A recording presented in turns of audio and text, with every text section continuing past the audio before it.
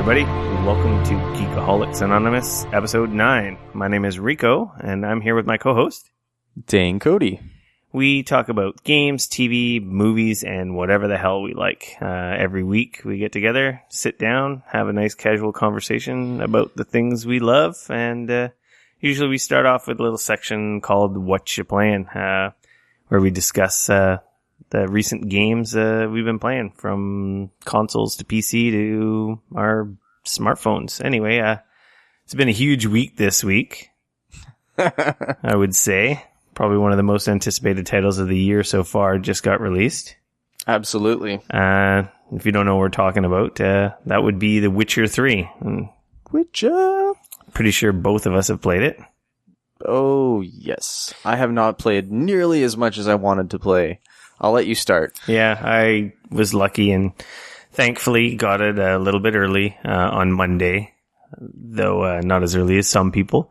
But it allowed me to get a couple hours in before it was even released to the general public, and I am loving this game. Yeah. It's awesome. Well, that's good. I'm glad to hear that you're liking it. I think I'm about, I want to say 4 or 5 hours in. Okay. So, if anyone hasn't played The Witcher, or The Witcher 2, or number 1, it's a brand new series. You may have heard of it. It's only been around for 6 or so years now. Yeah, like almost 10.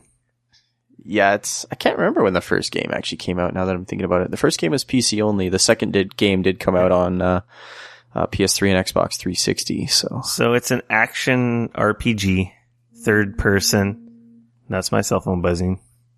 Quit it. Tell them to buzz off. We're doing a podcast here. Jeez, people. I know. Damn people trying fucking to unprofessional bastards. Text me and phone me while I'm busy working. Jeez. It's a third person action RPG, open world. Well, I think this one is more open than the past versions. Yeah, the past ones were a little bit not like fully open. You'd sort of load into areas, and then those areas were totally open. You do your stuff in those areas, and then you kind of move to the next area. And then it was kind of a similar thing. So it really gave you a sense of it being super open, but you were definitely, it's not like The Witcher 3 is. Like areas were gated off, and this is a full open world, seamless, kind of like Grand Theft Auto 5. Yeah. So it's a lot more open in this one, which is crazy because it's massive. Yeah, it's pretty big. So it's also based on like a book series. And I want to say, is it Poland? Yes, a Polish author. Yeah, it's huge. Like Harry Potter huge. Like the games are what we know, but the books over in Poland and Europe are pretty giant. They're a really well-known series. I won't lie, I kind of actually really want to get a hold of some of these books and try and read them. I haven't read any of them, so I'm judging by the games, I feel like there's something I would really enjoy. So, The Witcher, Geralt? Geralt of Rivia? Yep. What are they? They're kind of like they're monster hunters. Yeah, monster hunters with like, do they have powers, or is that from their potions and tonics? Well, yeah, they can wield magic, right? Like not crazy, like full mages or anything. In the universe of The Witcher, not everybody can use magic. Like only certain people can, and normally those people are like mages or like sorcerers, that type of person.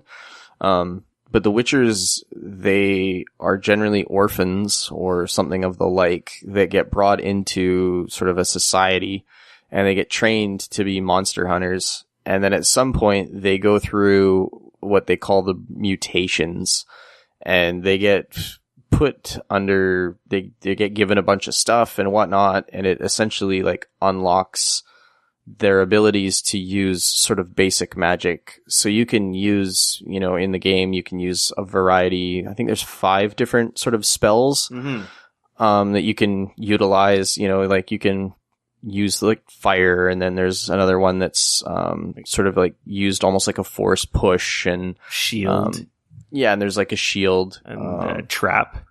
Yep. So you can trap like monsters, and the mind control, kind of like your Jedi mind trick. Yeah, exactly. So they're kind of like Jedis in that regard. In all honesty, that's exactly kind of what they are. But in high, now that I'm thinking about it, in high fantasy era, yeah, they're high fantasy Jedis, but they're total badasses. At the same time, they're badasses, but they're not respected by anyone. They're seen as they don't do anything for the goodwill of anyone unless you pay them. Yeah, well, they're totally mercenaries, right? Yeah, like they kind of have a thing where they don't do anything except unless you pay them.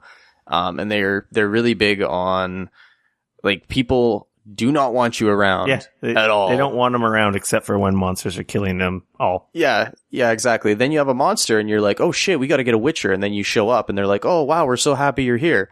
And then all of a sudden, you kill whatever their problem was. And then they're like, get the fuck out of town. And they're like spitting on you and like, we're not going to serve you, you dirty Witcher. Could you leave now, you dirty scumbag? Yeah, so it's a real... It's interesting. Dirty sort of... Because you think they would be like respected like knights or something, but they totally aren't. No, not at all. They're totally not respected. They're, in fact, quite hated. I think they're sort of seen as a necessary evil, but nobody really likes them because they're feared, right? Because they're total badasses. Mm-hmm. I mean, the things they've seen and the things they do. Because, I mean, they have two swords, right? You have a silver sword in the game and you have an iron sword. Yeah. And let's just say the iron sword isn't used to kill monsters. Yeah. So there's a little training bit at the start for people who've never played it. So you don't have to get worried that it's like Witcher 3. If you never played the other two, you're perfectly safe to jump into this one. They do a little setup with some of the backstory and what the whole motivation of this game is, which I thought they do pretty good. Mm-hmm. I mean, they're the whole I think opening from what I area understand, is like a training. Like it's still like where I am is still kind of considered training. They do a really good job of, from what I understand of. I mean, I haven't finished The Witcher 2. I mean, I only kind of started it before this just to get a feel for it. But from what I understand, they do in The Witcher 2, they do a good job of sort of tying up that story. Mm-hmm. So from what I understand, going from The Witcher 2 to The Witcher 3 isn't really a big deal really because that story, there was closure more on or less that. tied up. Exactly.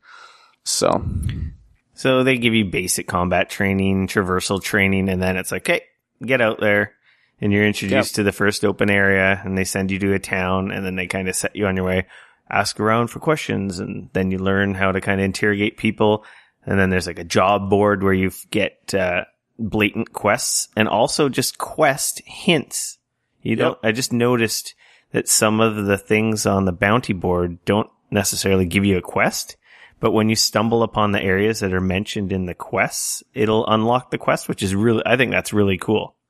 Well, it gives you a reason to explore, right? Yeah, exactly. Which, from what I gather, I mean, you've played a bit more than I have. I've stumbled upon a few quests that were mentioned on the board, but that didn't go in your quest log. They were just like, oh, we need help over here, or this was lost, and it's like, hey, I stumbled across this thing, and then my map's like, hey, there's something over here, and you go over, and it's like, oh, quest, and then it led you somewhere else, and it was really cool.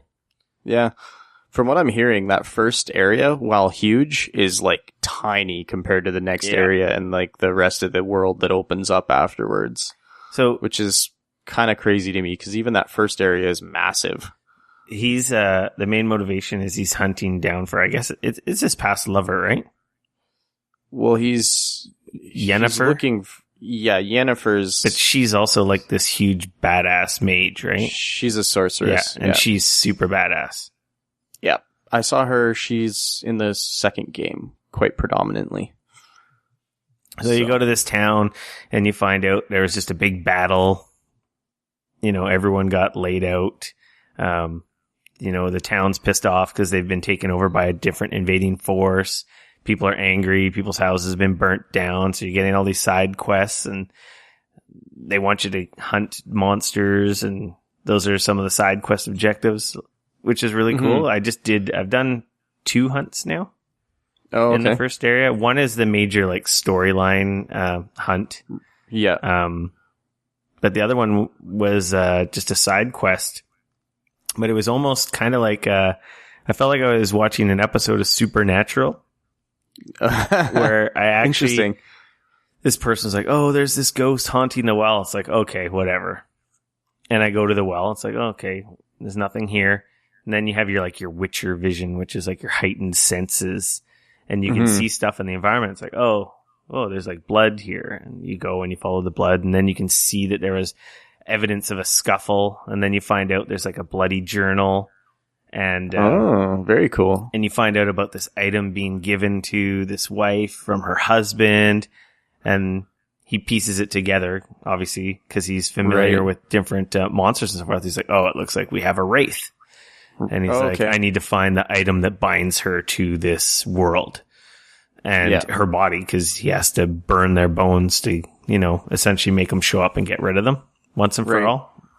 Yep. So it's really cool. So you go and you're searching around, you're searching around, finding these clues, and then you eventually find the body, then you find the bracelet that's binding her, and you set it on fire, and it's like a mini boss fight. And then this wraith comes, and you can't just hack and slash the wraith.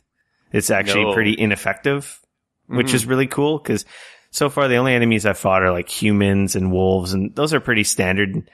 Right. Something I must say, corpse eaters or whatever. Yeah, enemies are actually, in the early part of this game, they're really deadly.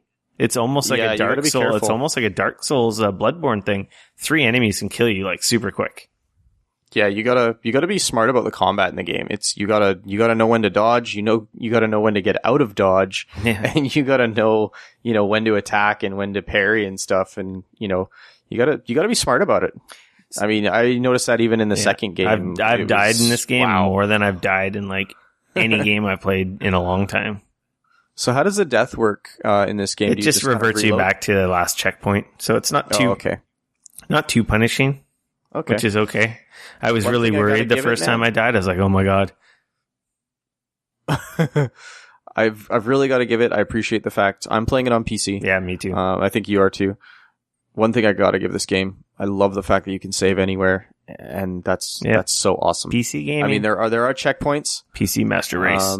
But you can just, anywhere you are, pull up your menu, hit save game, and, go do whatever it is you need to do and come back, and you will be right there. Mm-hmm. And I'm so thankful for that. And that alone, I like that a lot. I would tell you, if you were contemplating playing this on a PS4 or an Xbox One or a PC, I would buy this game on PC just for that one feature alone. I don't know what the saving is like on the consoles.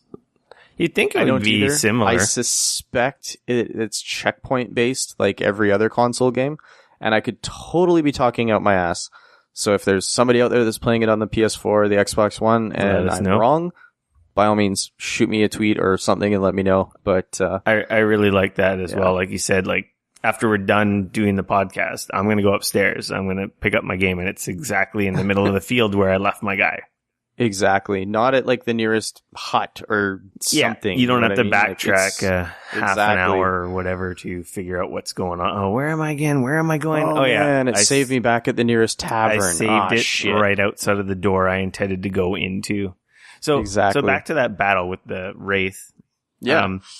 So she appears, and I'd say this is the first hunt that you see that isn't the main storyline. And she appears, and you go and hack her, and she's like, you're missing her. A wraith? Yeah, you're just missing. She's not like, I don't know. She's not a solid. Yeah. So your blade just goes she just through like and you're not hitting anything. Yeah, she looks like smoke, and your sword's going through her. And I'm like, okay, what's going on? How do I do this? Oh, I'll use my trap ability. So you throw your trap on the ground, which kind of almost does a little circle area where now you're kind of stuck with the enemy. Yeah. But she solidified and like entered our realm, and at this point I could damage her. So nice. I whacked her a few times, and then she like disperses and split into like 3 enemies and like 3 copies of herself. But 2 of them, you notice this like red like sucking going off of you. They're like sucking your life away. So you gotta, but they're like 1-hit kills. They're like not the real version of her. So you got to deal with them before you can attack her again. Cause I tried ignoring them, and it's like, oh yeah, nothing's happening. And, and I couldn't trap her cause technically she was divided up. So Oh, yeah, it was interesting. really cool. And, and just That's wicked. repeated that a couple times. She stunned me with this big attack. And luckily, obviously I had enough healing items. Right. It was just really unique battle. And I didn't expect like the whole like mystery of like, it wasn't just like, go hunt this monster. It's over there. Fight it and kill it. Well, I know in the second one, a huge part of the hunt is you'd go to the job board and you grab a hunt, and then you actually spend the next bit of your time investigating the monster that you're going to go attack. That's cool. So you go find the nearest library, and you buy a book on that monster, and then it gets then you can read it and you can learn about it. Oh, they come out at night. Oh, or they they don't like this, or they're susceptible to fire, or like what I mean. Mm-hmm. So it gives you sort of a bit of that backstory and helps you kind of unlock it all, which of course then gets added to your bestiary for the game. For the next time you run into one, its weaknesses and whatnot. I just thought that was really cool. I never played the other ones far enough to get to any hunting, so that aspect alone, along with the story, which seems really cool, like the acting and the facial expressions on the characters are really good. The voice acting in this game and the writing, holy shit, it's so good. Like I don't know if I've ever, in all honesty, like played a game that's better written than this game. All the lines feel like they're real. Like it's not just video game dribble. Like it feels like you're actually, hey, Witcher, listening to you're a movie jerk. or something. You should get out of here. We don't like your kind around here, said famous actor that doesn't give a crap about being here right now. Yeah, exactly. Yeah, the performances are good.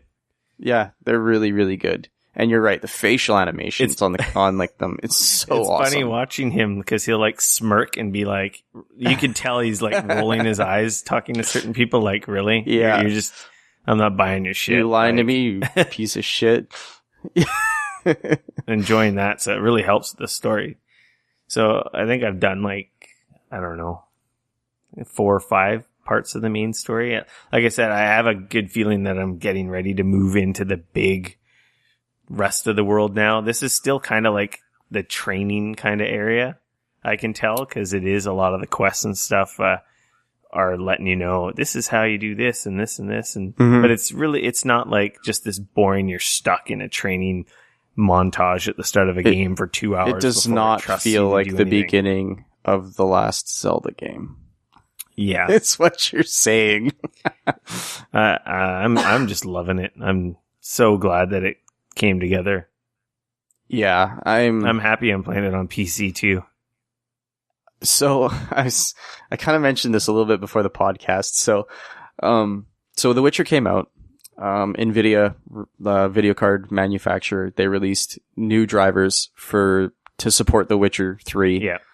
Which includes SLI profiles, which for anybody out there who doesn't know, SLI is when you use 2 video cards that work together. And you need an SLI profile in order for the games to work properly with 2 video cards. Otherwise, you're only going to use 1. So I totally downloaded these new drivers. I got all excited. I'm like, oh, sweet. Get the new drivers, play some Witcher 3. Totally forgot to turn on my second video card. Oh, no. Played through like the first like hour or so of The Witcher, and seemed to be okay. Like wasn't like super choppy or anything, but I won't lie, I was kind of thinking like, man, this game's running not as good as I expected it to. I'm a little disappointed with how it's running. So I should probably check my video card setting. I'm running 2 670s in SLI. And, so yeah. Anyways, got out of the game. Totally remembered afterwards when I got into my settings that when you install new drivers, you have to re-enable SLI afterwards. It doesn't do it automatically. Oh, that's weird. And so I'd totally forgotten about that. And, so now I'm actually looking forward to playing it again, this time with both my video cards and turning up some more of the eye candy. So yeah, but my God, that being said, what a pretty game. Holy cow. It's so pretty. Easily one of the prettiest games I've ever seen on any platform. Yeah, it looks great. I'm pretty happy with how it plays on my machine. There is a little bit of jankiness, I feel, with the way he moves. Yeah. But I'm kind of getting used to it. I don't know. I think a lot of people have kind of complained about it. They might... he feels like Drake in Uncharted. Yeah, a little bit. Like he's got a little bit from 0 to 60 too much momentum like or something. Yeah. I mean, like, I agree with you. I think it's something that you'll very quickly get used to, but it is definitely a little bit off-putting initially. And I find his horse does the same thing. Yeah. You get on the horse and you're standing still, and then if you start to move forward, he starts to walk at a very slow pace, and you're like, what the hell? And then you sort of get into a trot, and then all of a sudden you're like hauling ass, and you're going like, oh God, slow down. This is way too fast. So I wonder, actually, probably looking controls, there might be a setting to adjust that. Who knows? I just feel like, because I'm playing with a gamepad, like an Xbox One gamepad on my PC. You should be ashamed of yourself. Why? I'm so disgusted in you. It plays good. You're playing it on PC. Mouse and keyboard, motherfucker. Mouse and keyboard. For a shooter. Yeah, no. Third person, man. Mouse look for the win. Oh, so much better. I feel like it's easier with a controller. Screw that. Anyway, it just, when you move the stick, it's like I said, it's like 0 to 60. He's like standing there. There's a little pause, and then I'm running. Yeah, I just wish the same way on keyboard, because it's hard to walk. Because I like when I'm in the towns and in houses investigating, I like to walk around the environment so I can, check everything out a little easier. But when he's like running and flopping around weird, it's kind of disorientating. Yeah, I definitely don't disagree with you. I feel like it's one of those things. I bet you there's a setting, and I'm an idiot. Maybe no one even bothered checking. They're like, okay, this is out of controls. Let's move on. Yeah, I honestly haven't gone into like anything besides the graphics settings, so I don't even know if there's like a control setting in there somewhere. But yes, that playing it on PC, it's, running 60 frames a second. I think it's dipped a couple times for me, but yeah, for the most part. What preset? Are you just using a preset, like everything on high, or? I think it's all on high. Okay. I haven't, I saw Ultra, but I didn't bother putting it on that. I'm hearing that guys running like Titan X's are trying to run Ultra at like 1440p, and it's not happening. Yeah, well then I'll just stay on high. I'm pretty sure. You're running at 1080p, right? No, 19... 1920 by 1200? Yeah, that's it. Yeah, same as me. My monitor's a weird aspect ratio. 16 and 10, the best aspect ratio. You think so? Oh yeah, it's way better than 1080p. It's just a little bit extra, and it's so much nicer, I find. I do like it. Yeah.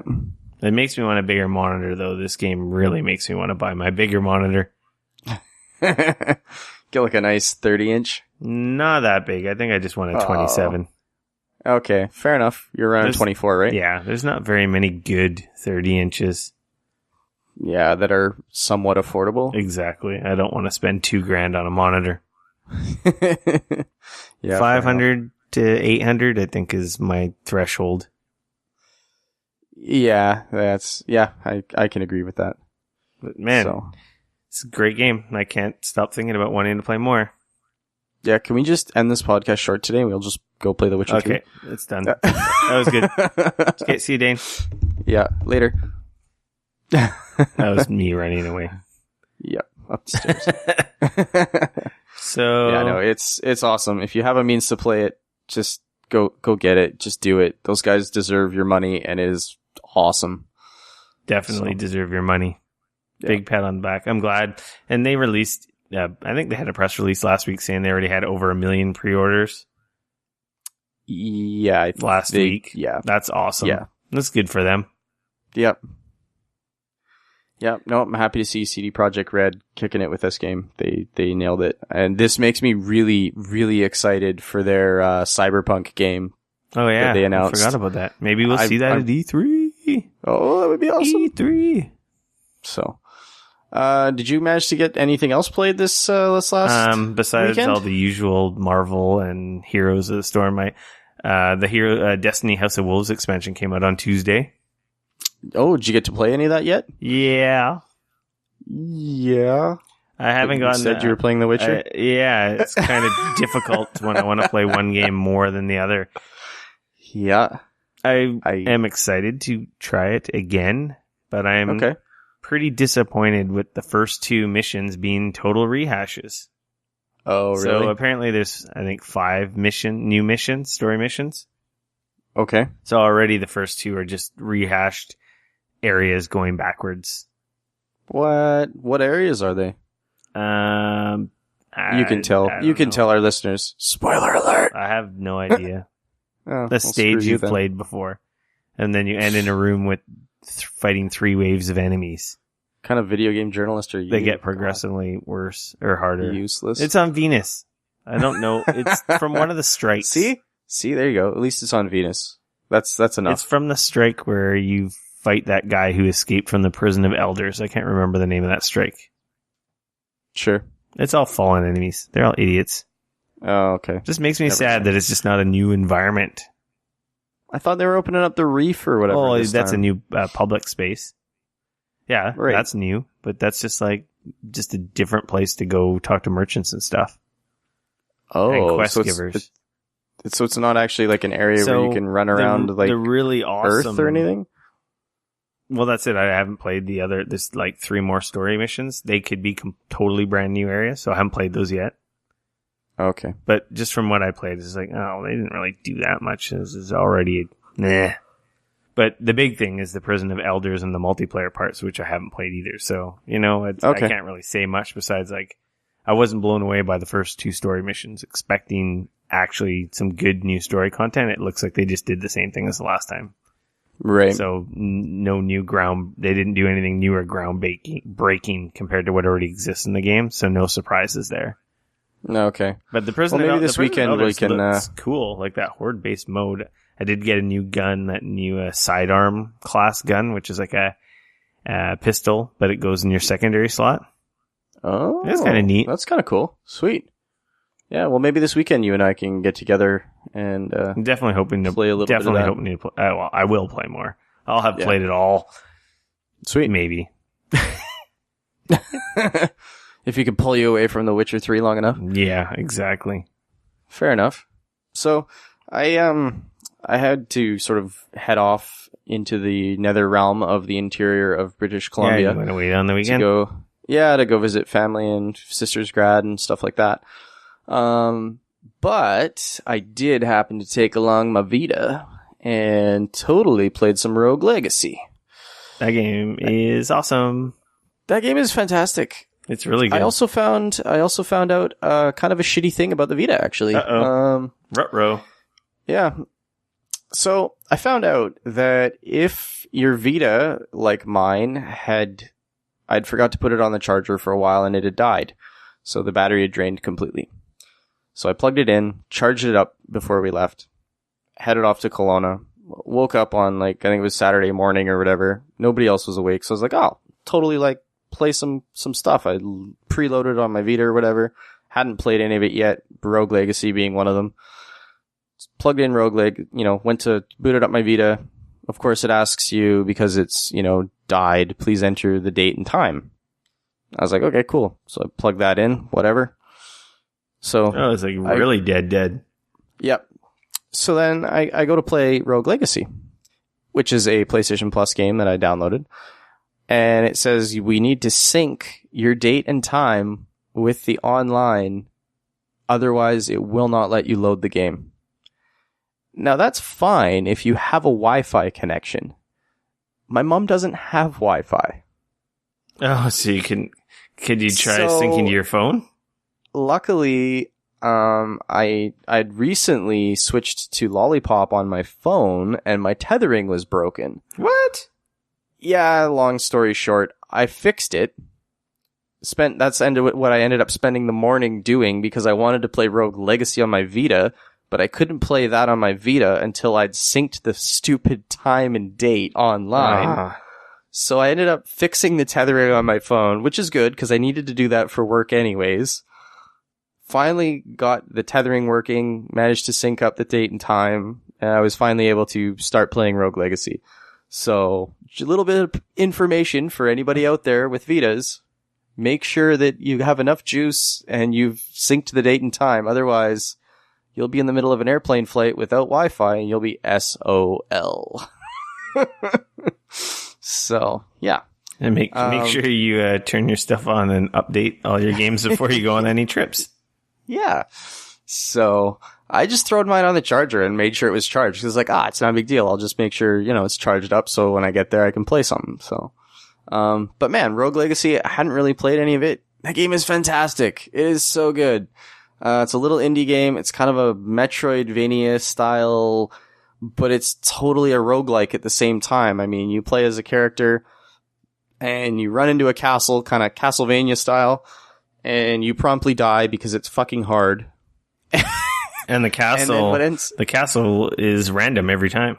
Exactly. The castle is totally randomly generated. And on top of that, instead of having the same character that you respawn as, you spawn as one of their children. With randomly generated traits. Exactly. And some of these traits are hilarious. Like one of them is farsighted, for example. So everything around your character for the first little bit of an area is all blurry. Yep. Yeah. Or he's nearsighted, so everything far away you can't see. Little things like that. Colorblind. Colorblind. Gigantism. There's one where he can't see in 3D, so every time your character flips, it's like he's a 2D thing flipping like a page on a paper. Yeah. It's got a great sense of humor. So it randomizes the classes and your perks or whatever. Yeah. Every time. Yeah. And I mean, as you go, you collect money that you can use to level up not only your character classes and things like that, but also it allows you to, you get to a point where if you have enough gold, you can pay a guy who will actually make the castle stop. Yeah, he'll lock it changing, down. So he'll essentially lock it down. But if you decide to lock the castle down, he's going to take 40% of your gold on that run. So it's kind of expensive. So it's a real gamble. If you're like, man, I did really far on that castle and I did really well, I want to try it again. Yeah. But you're going to lose 40% of all the gold that you picked up the last run. So, and the other thing is that any gold you don't spend on either leveling up or paying to the other guy or buying gear, you can buy some gear in the game. You have to pay to essentially the Grim Reaper to go back in the castle. So he takes everything you have left if you don't use it. Exactly. And that's pretty painful. You can buy perks that reduce his fee. Yep. And so forth. But yeah, it's a fun game. It starts out really hard, but as you power up and get a little bit better, you get farther and farther, and then you get really, really good with the controls. Like a 2D platformer, right? But it's very responsive. Oh, it controls great. It is honestly a great game. I had that game, I think, on PC. I think it was on PC maybe a year, maybe even 2 years before it came out on Vita. Yes, it came out on PC, and I actually remember speaking to the developers at PAX, and I asked them if it was maybe coming out for Vita, and he looked at me square in the face and said no, while nodding yes, and then he winked at me. That's awesome. So I've kind of once I knew it was coming to Vita, I own it on PC, but I never played it because I just felt like it's like that perfect handheld game. It's got like a 16-bit kind of visual style, and like you said, it's the closest thing to a Castlevania we've had since the DS games. Yeah, totally. It's a lot of fun. So I mean, and it's the perfect Vita game. Yep. I mean, you can jump in there, you can run, do a couple of runs in the castle if you've got 5-10 minutes, and then if you got to go, you pause it and you move on. It's not a big deal. It wasn't a PlayStation Plus game for that, was it? Yes, I believe it is. So it was. Yes. I'm trying to remember what month that was. I think it might have been the last month.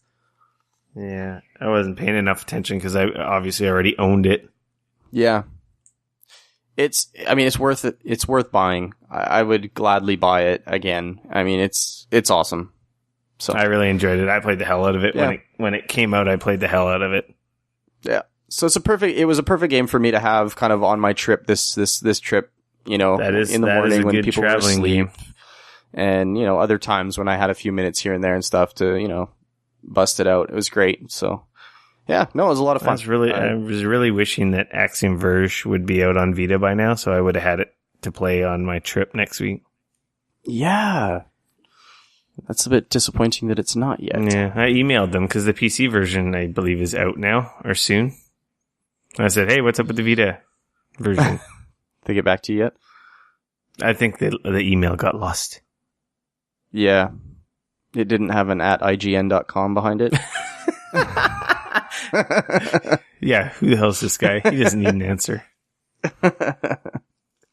Yeah. No, that's cool. Okay, well. So that's pretty much what I've been playing. Yay. Yeah. So should we move into the news? Yeah. No, it wasn't too much news. I think this is the calm before the storm. Dane, obviously before the show, we kind of catch up a little bit and talk about stuff, and it's been kind of quiet. Like, patches and bugs and your annoying, stupid, pointless news that we don't need to bother you with. But nothing really big. The last few weeks have been some big reveals like Call of Duty and Assassin's Creed. But I don't... Big, wasn't just not surprising. Yeah. Yeah, big reveals. So kind of... still exciting. Fair enough. But no, this week's been a bit slow. When we ended the show last week, I think, talking about the Gears leak. Yeah. So promptly after that, the next day, those people had their consoles. Everyone kind of jumped overboard and said they had their consoles bricked. So Microsoft was like, everyone's like, oh man, they got their consoles bricked. It turned out that they didn't get bricked, but just like the last generation, Microsoft pretty much cut off their access to online. Yeah, they banned them from Xbox Live. Consoles. Yep. So kind of the first we've heard of that. Obviously, everyone freaked out at first going, oh my God, they can just brick your system when you do something they don't like. So, well, it's a pretty scary thought. I mean, here, you buy the system and then the idea that like they could just flip a switch and brick it. Well, I think that's terrifying. When you're banned, like any games that are like installed on your system are not playable. Well, I mean, it essentially... I think you could maybe play off a disc still, but if you had like something you purchased from online, it can't verify that it's legit now. It probably stops you from playing those games. Yeah, I'm not sure exactly how that works. I do know, like, obviously you cannot connect to Xbox Live. Your system is banned, which, yeah, like you said, any games you cannot download any games from Xbox Live. You can't connect to Xbox Live. You can't communicate with any of your friends. Essentially, your console is pretty much useless because you're not going to be getting any more updates from Xbox Live.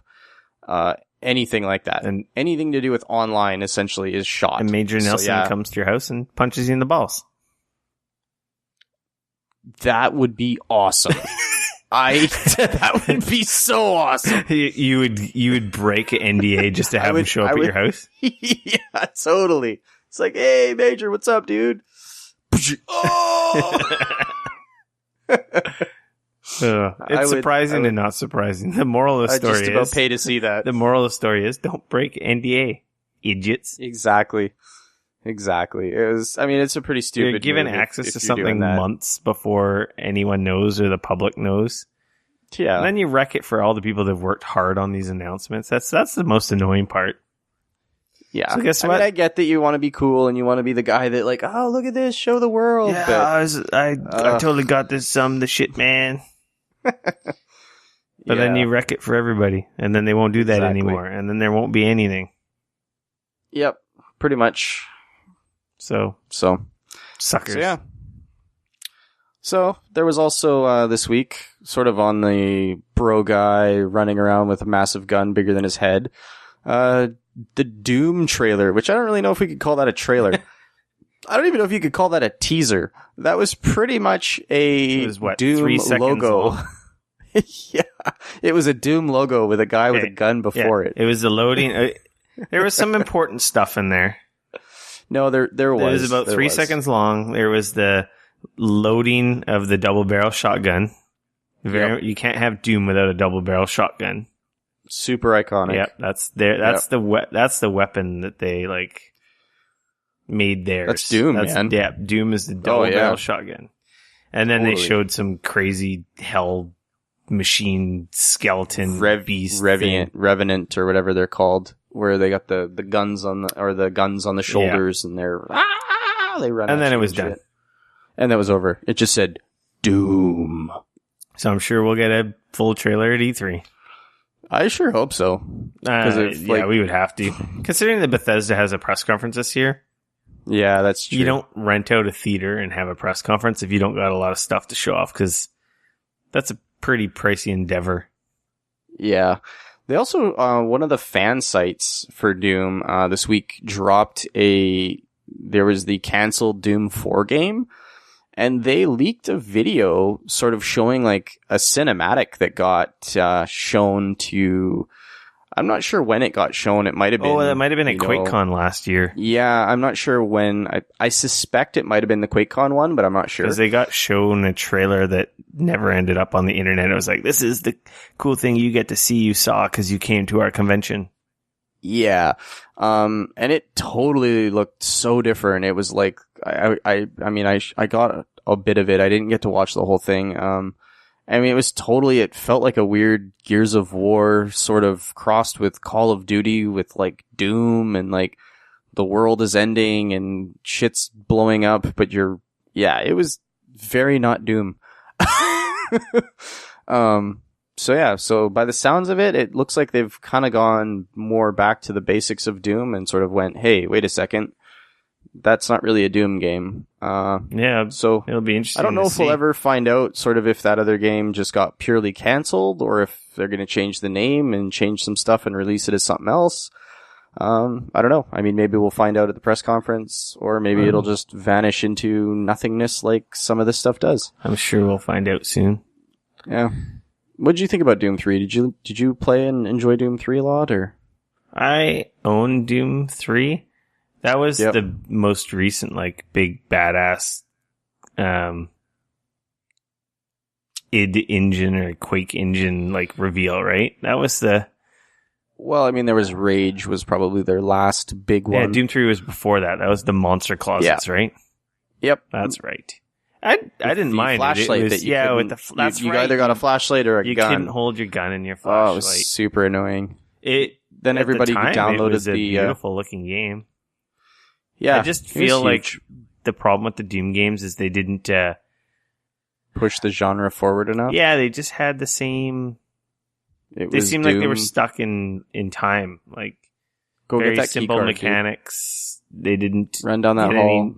There wasn't any new features or advanced stuff that some of the newer shooters like Far Cry 4 are doing that are like kind of what you expect out of a shooter now. So it just seemed kind of barren in terms of features. It's just a corridor shooter with monster closets. Mind you, it looked really good, but I think that's kind of what Doom was, though, right? No, it absolutely was. But Doom was definitely more horror game than like action shooter, in a way for its time, obviously. Oh, absolutely. You gotta like old school that, 3D. Right? Yeah. It was a good attempt at bringing it forward. It'll be, because this is going to be like a reboot, essentially. Yeah, this is like their we're rebooting the Doom franchise. This is what it's kind of going to be going forward. I hope so. I hope it comes out and turns out to be really cool, because Doom was awesome back in the day. It was fun. Yeah. I enjoyed it a lot. Yeah, that was sort of some of my first bits of like real sort of PC gaming. It was like Wolfenstein. What is it? I can't remember. Was it loading WAD files from a DOS prompt? Is that what it was? Something like that. Like, that's old school. Yeah, it's awesome.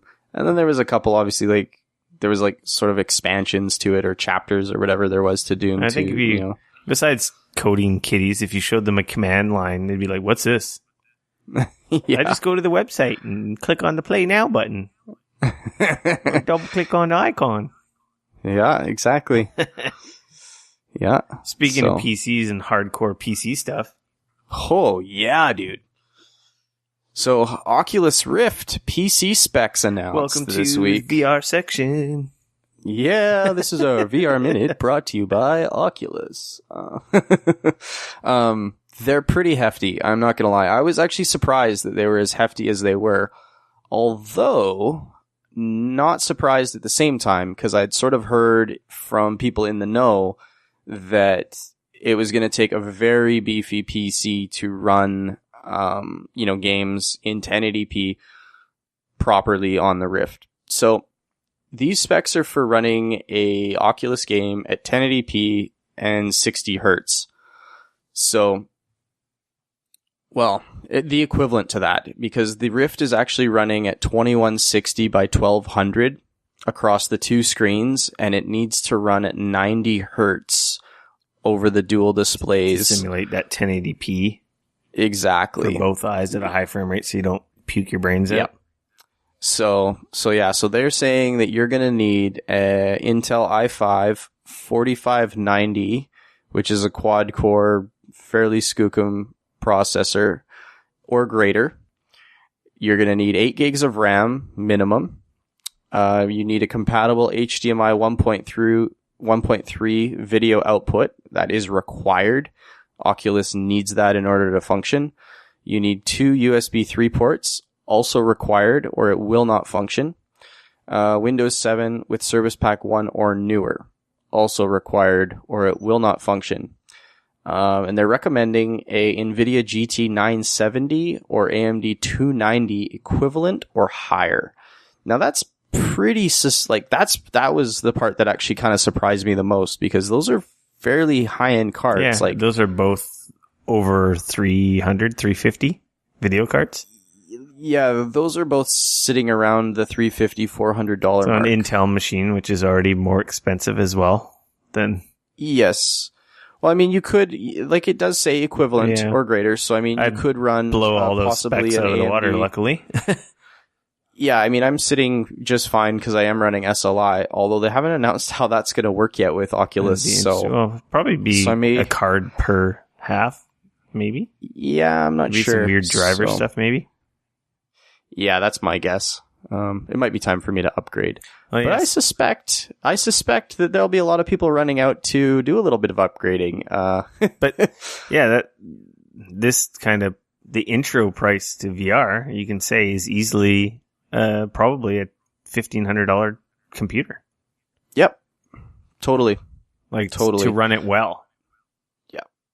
So definitely not mainstream. I was reading somewhere that someone said on the Steam PC build statistics that 2% of Steam users meet the system requirements for Oculus Rift. That's that's crazy. That is very definitely crazy. not mainstream. No, not at all. Atman Binstock, he's the chief architect and technical director for Oculus Rift. He's the guy that did a big blog post and announced all this stuff. He did say that they're going to be using those specs sort of as the minimum and sort of the shooting for over the lifetime of the Rift. So they're kind of using those specs as like every game has to run well on that kind of thing. So he said like naturally the hardware or the equivalent of that hardware is going to come down in price. So, but they're using that as a standard so that developers in turn can rely on Rift users having these types of modern machines and allow them to optimize their games for a known target, which, really simplifies development. Mm-hmm. So it's made to run at this. So if you're above this, your experience will be amazing. And if you're at this, it'll be amazing, I guess. They don't want anything less. Exactly.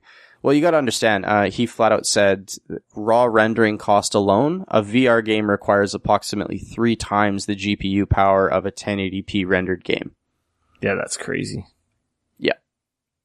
So, I mean, Yay. I'm just glad that I meet the requirements. I'm pretty positive my video card is more powerful than a 970, so. What are you running these days? 780 Ti. Yep. That would be very close, actually. Very, very close. Well, I know it has more cores than a 970 or whatever they call it. Yeah, you're just one generation behind. Yeah, that's all the big difference. And there wasn't like a huge difference between the generations. I think it's more of a power heat thing.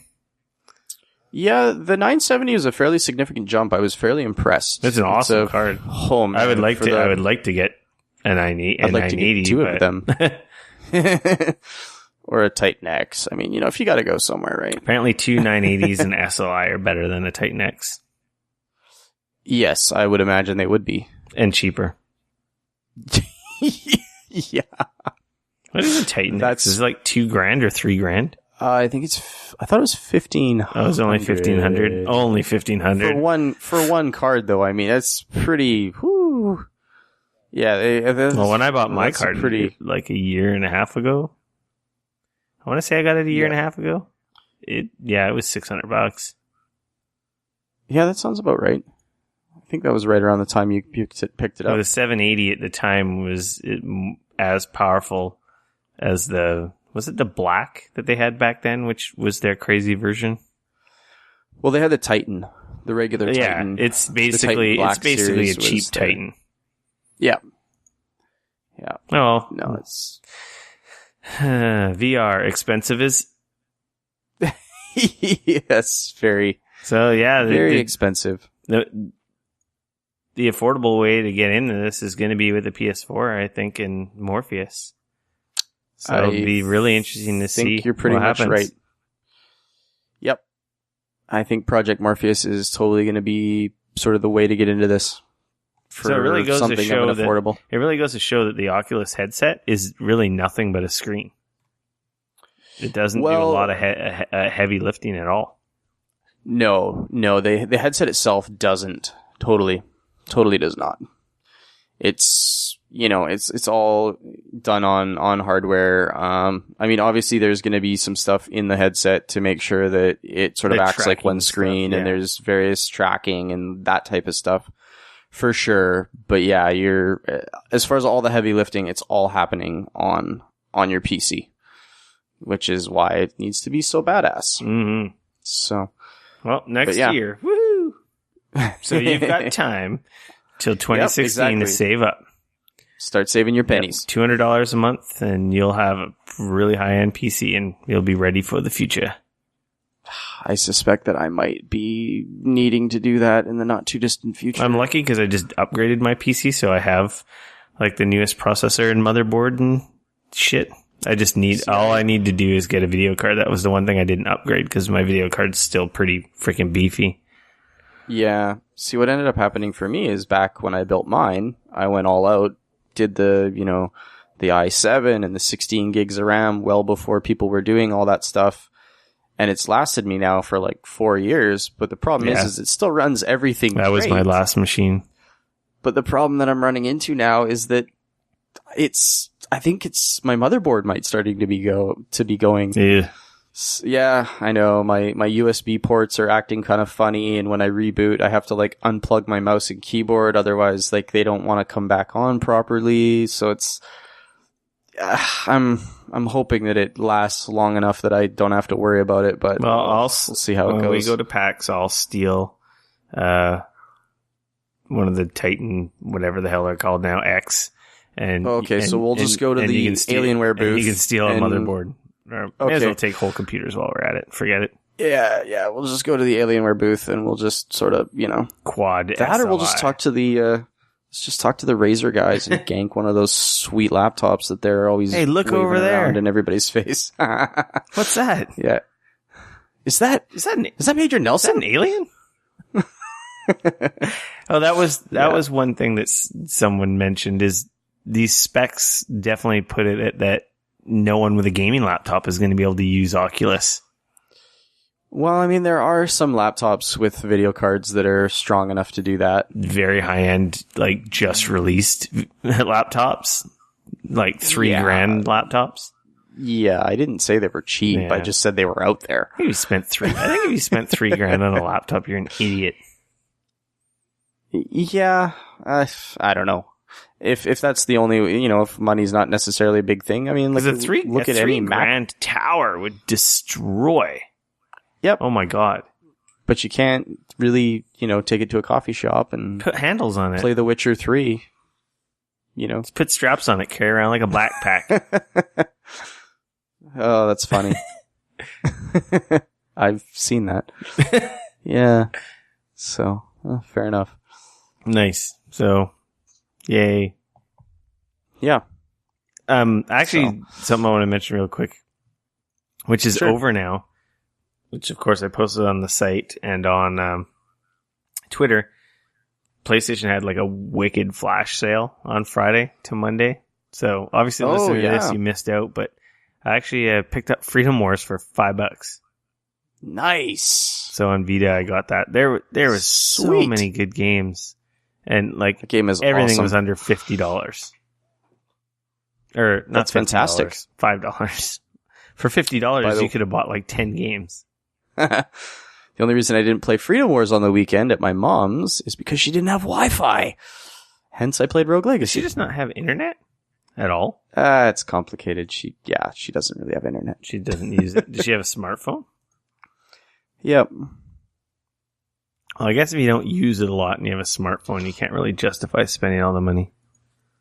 Pretty much. Speaking of PlayStation, Bloodborne expansion DLC was revealed, not revealed. Yeah, essentially it got confirmed. We'll call it being confirmed. So Shuhei Yoshida, which is the head of the Sony Computer Entertainment Worldwide Studios, pretty much got asked tons and tons of times on Twitter. What's going on with the DLC? And he was like, so I have been asked by many people if we are making DLC for Bloodborne. I can say an expansion is coming. More info later this year. And then smiley face. Yay. So there you go. For all those people that are totally obsessed with Bloodborne still, there is more After on I'm the way. done with Witcher and Batman, I might have to play more Bloodborne. Funny piece of trivia information for anybody Trivia? out there. What? Shuhei's Twitter page totally has a big background for Tokyo Jungle. So Oh. there you go. Yeah, he liked that game. I've heard that it's crazy and I should probably play it, but I haven't. saw him at E3, but I did not get to meet him. I know, I was so sad. He seems like a really I met cool Reggie guy. before. Nice. For some reason, I didn't get a picture with him.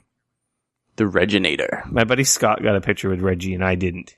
I don't know what the hell I was Scott's thinking. lame. And we don't even like It was Scott. pretty funny. He's a I think dick. Scott was like holding up his DS or Game Boy Advance, and they both looked like total dorks. It was awesome. Nice. That's fantastic. It was E3 2006, I want to say. You're a bastard. Way to rub my face in it. You son of a bitch. I guess this this isn't Sony anymore. Sony sold the studio. Yeah. So, Sony yeah. sold Sony Computer Entertainment They Online. made H1Z1. H1Z1? Yeah, man.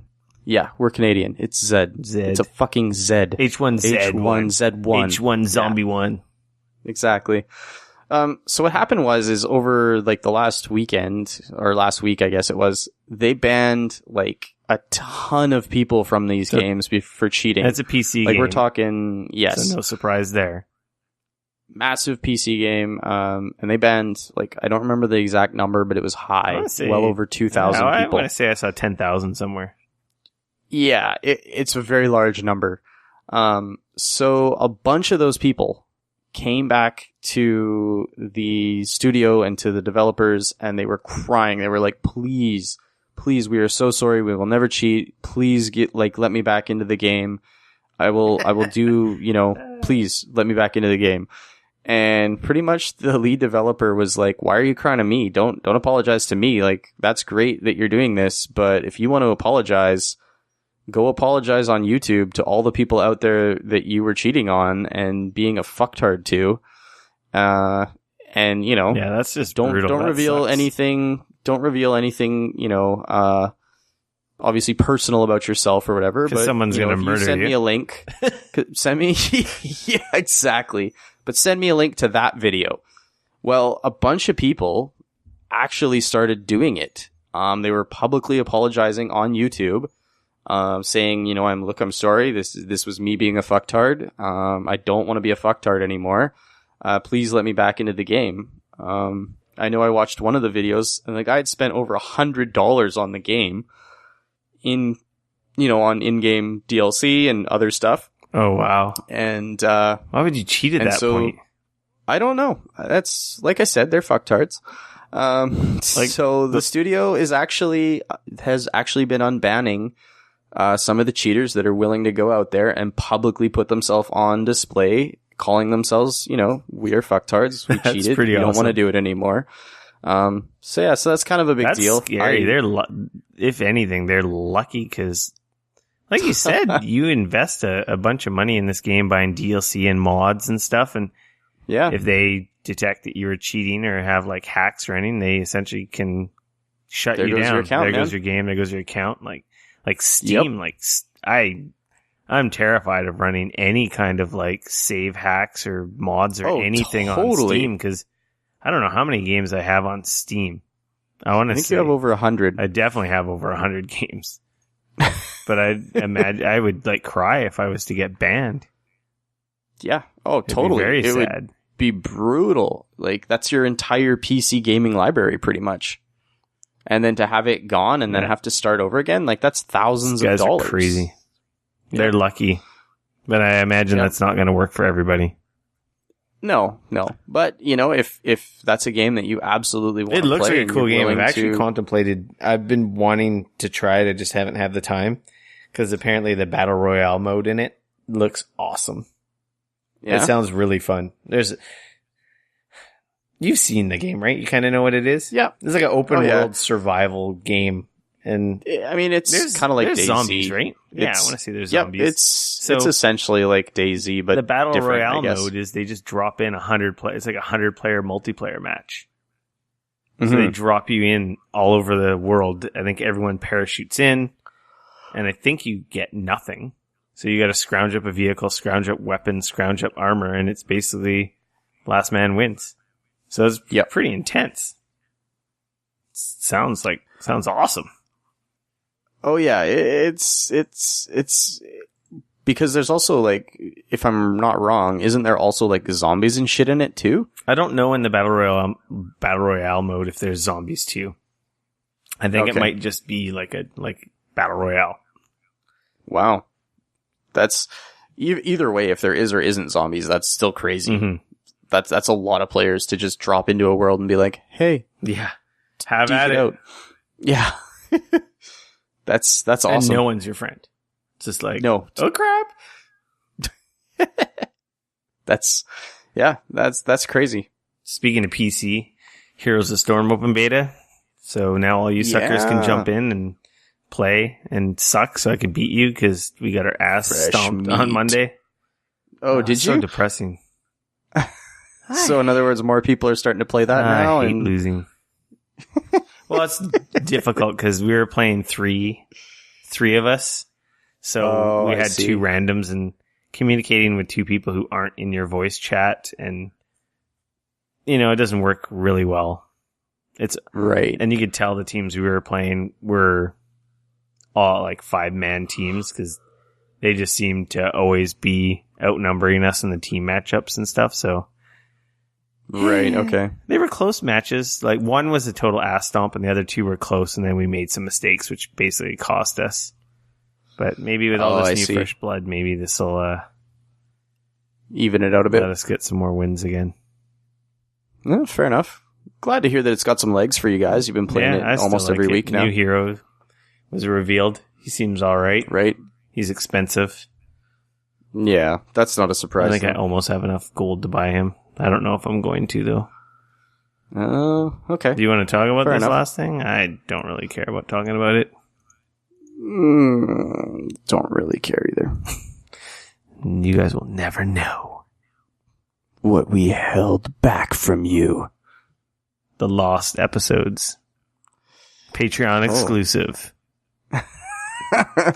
Coming 2016. If you give us $1 a month, we'll give you a separate podcast with all the cool stuff we don't talk about on this podcast. It's podcast DLC, motherfucker. Did you pre-order the podcast? Yeah, exactly. Did you subscribe to our podcast? You didn't pre-order this episode, so you only get 3/4 of the episode. It just cuts off now. It's awesome. It's awesome. Yeah. Actually, you didn't see Mad Max, did you? I didn't see it on the weekend. I think we're done with news. So we're going to move into our random topic of the week. Cool. I went and saw Mad Max. I don't want to talk about it until you see it, though. Just tell me, was it good? It was good. I liked it. Okay. I've been hearing that it's pretty awesome from pretty much everybody. Mhm. So I'm pretty excited. I think I'm gonna try and go see it. I was this excited weekend, to watch it, so I forced everyone to go watch it. My just wife have the didn't really time. care for it. No. She thought it was good, but she was like, didn't do anything for me. Yeah, that's fair. I mean, I just didn't get a chance this weekend. It was just too busy. Well, we'll talk I was about it next driving weekend a or the weekend after. miles. But I went and saw that. That was cool. Sweet. Very I enjoyed it. So if you're on the fence about watching it, you go watch it. And then listen to us next week or the week after when we discuss it in more detail. Fair enough. I do know that Anna Kendrick kicked its ass at the box office, which is maybe not a great, indication of how good the masses picked it up on it. Ooh, what? But, Pitch Perfect 2 kicked its ass at the box office. Oh. Right? Ugh. I don't even know what that is. I don't even want to know. Like I said, it's kind of a weird thing, but I think they're pretty much polar opposites, though. So I mean, And one's rated R and one's general. rated G or PG or whatever. Rated Yeah. kindergarten. Rated stupid. Yeah, I have a sneaky suspicion that Mad Max is going to have some legs as far as like over the next few weeks here, Well, with people trying to actually, go see it. Speaking of Mad Max, George Miller already said on Twitter they're already working on more movies. And Oh, it wasn't a interesting. reboot. So it wasn't a must have reboot. done- It was a continuation. I didn't realize that. Oh crap! Does that mean I gotta go watch the third one now? No. Because 'Cause I've basically the only ever Mad seen the Max first movies two. are just about the crazy shit that happens to Max in this post-apocalyptic world. So they aren't Crazy, there is no like fucked up world. yeah, there's no like real there's factions, but there is no like carryover. Like each one is like I don't know with the old ones, but this one is kind of like nothing really. You're not missing anything if you haven't seen the other ones. You might not understand his motivations and why he is the way he is without watching the other ones. And they kind of sprinkle some seeds into his backstory a little bit as to why he is the way he is. I won't lie. I find it strange that like the guy playing him Tom now, Hardy. his name is leaving me right Tom now. Hardy. Tom Hardy. Main. He looks totally younger than Mel Gibson did for those old Mad Max movies, though. When Mad Max was young, yeah. Which is kind of different funny, look. right? Well, yeah, he doesn't look Yeah. anything like him. No. It's a I did find that amusing. revisualization. It is a stunning, visually, it's a stunning movie. The Yeah. vistas and special effects and scenes and scenarios they have in this movie are really cool. Yeah, awesome. So yeah, like I said, I gotta go check it out. Tom Hardy, apparently, he's already signed on for 3 more. Wow, awesome. Yeah. Wow. Sweet. So, 3 Well, more. there you go. 3 more seeing that they are financially successful. So as long as Right. they make money, he's got basically 3 more Mad Max movies ahead of him. It's Wow, pretty cool. sweet. Very, very cool. Yeah, you should watch it. I did not get to see it, So but I will. we're So, getting close to E3. yeah, I think we're about 2.5 weeks away. I'm not going. Yeah, I'm not going. Oh. I'm so sad. Yeah. I was actually contemplating going to the Nintendo World Championships. Hey, actually, it kind of brings us sort of back to news a little bit. They announced qualifier details for the Nintendo World Championship. Oh, have they? Yeah, so there's a Care to share so with this, me and this the ties into listeners? E3 because the finals are at E3 Right. at the Nokia Center, which Nintendo they rent out every year to do their different stuff. I think they had their Smash tournaments last year. It's like a theater adjacent to the convention center. Yep. So 8 Best Buys, I want to say, in the U.S. Okay. have qualifiers on May 30th. And of course, there's none in Vegas because I'm going to be in Vegas on May 30th. So I can't go to it. So it's in a lot of the big public centers like L.A., New York. San Francisco, Torrance, California, Miami, Schaumburg, Illinois. I don't even know how to pronounce that. Weird. Maple Grove, Minnesota, Long Island, New York, Long Island City, Dallas, Texas, and Tacoma, Washington. So they're at Best Buys. Interesting. And they are going to involve... None in Canada? None in Canada. Those sucky bastards. Big motherfucking fuck you from Nintendo. They couldn't even at least put one in Toronto and one in Vancouver? Nope. I mean, come on. They're like, screw you guys. They're probably thinking, I don't know, there might be a put one in there Tacoma. might be a different Canada announcement, but I didn't see it. Yeah, right. Yeah. No, it's another pretty snub lame. from Nintendo. So, yeah, they're pretty close to all the major U.S. hubs. So, Right. and it revolves around Championship mode from Ultimate NES Remix, Ultimate NES Remix. So, challenges pulled from Super Mario Brothers 3, and Dr. Mario. So, there's actually stuff you can practice on. And those are like skill/time based mini games based on those old games. So I guess it's going to be almost like time trial. So I imagine a bunch of speedrunners are going to be going to E3. Wow. And probably they're going to pull some stupid, dumb YouTube celebrities. Oh, I'm sure just to draw probably viewers and no skill. But either way, that's kind of cool. So they announced the details probably for that. That jerk Jesse Cox or something. Will Unfortunately, hand off some stuff or whatever. Yeah, I saw the list and I'm like, oh man, May 30th, I'm in the States. Come on, Vegas. No. Because I totally would have gone to Vegas, to the Vegas qualifier. That's hilarious. That would have been awesome. Stood in line for 3 days. I don't think you need to stand in line. This isn't... Somebody needs to tweet Ben Savage and get his ass out there. This isn't Amiibos. Dude, I bet you if you win, you probably get a bunch of Amiibos. You get a special Amiibo. There you go. Who knows what you're Shit, now you have to go. Tacoma's just a ferry ride away for you, man. I'm in Vegas on the 30th. I'm fucked. Shit. Tell your wife you gotta cancel. So I'm not going to Vegas with my wife. Tell your buddies you gotta cancel. No. Fair enough. So, well, there you go. With E3 on the horizon, me and Dane were talking. Maybe we'll talk a little about what we think might happen at E3. Yeah. See if we can pull some magic out of the ether with some predictions at E3. Yes, some E3 predictions. So, what would you like to talk about first? Sony? Well, Xbox? Nintendo? PC? Well, let's hit up Sony. We'll start with Sony. Okay. I don't know why. It's the first on our list here on the page, so why not? We'll start there. I predict that obviously Sony's going to be pushing. We're going to see Project Morpheus. I want to say that they're going to announce a price for Project Morpheus, but I think that might be still too early, seeing as it's not coming out till sometime next year. But I want to say they are. So I'm going to say, I feel like we should almost write this down. I'm going to say that they're probably going to show off Project Morpheus, and they're probably going to show off a price.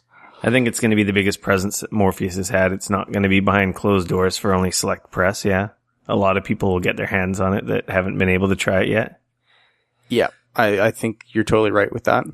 I don't know about price, but I'll say that they're going to announce a release date. Kind of draw their sand in a line with Oculus and HTC, the Vive or Revive, whatever you want to call it.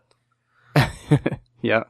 We're obviously going to see another really sweet, Uncharted 4 video. That's going to have to be there. That wasn't obviously coming out this year, but hey.